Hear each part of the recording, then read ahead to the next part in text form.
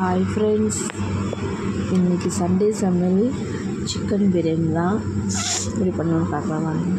Husband காலையில் போய் chicken வாங்கிட்டு வந்துட்டார்.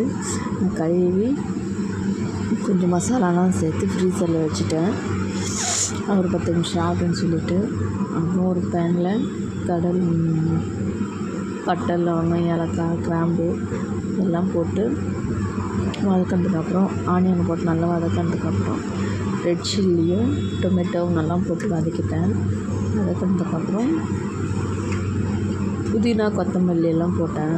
நல்லா வதங்கட்டுன்னு சொல்லிட்டு அப்புறம் இஞ்சி பூண்டு பேஸ்ட்டு நான் வீட்டில் அரைச்சி போட்டேன். அப்படியே அப்புறம் மசாலாலாம் போட்டேன். என்ன மசாலான்னு பார்த்தீங்கன்னா Kashmiri chilli powder, red chilli powder, garam masala, மல்லித்தூள்,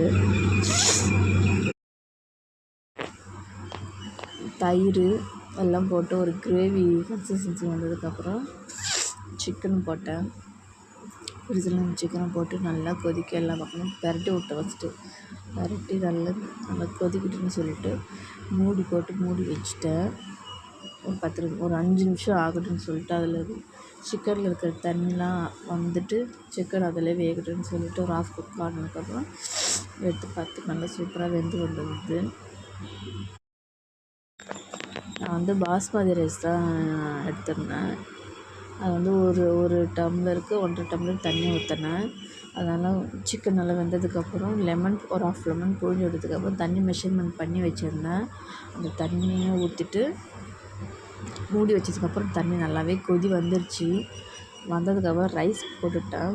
ரைஸ் போட்டு ஒரு முக்கால் பதத்துக்கு வெந்ததுக்கப்புறம் தம் போட்டுட்டேன்.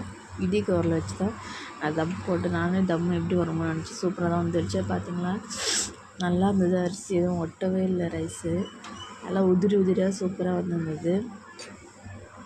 அப்புறம் எடுத்து கீழே வச்சுட்டு நாங்கள் சண்டே சாட்டர்டே மட்டும் இலையில சாப்பிடுவோம்னு சொல்லிட்டு இலையை போட்டு சிக்கன் ஆனியன் ரைத்தா எல்லாம் போட்டு பிரியாணி வச்சு சாப்பிட்டுட்டோம்.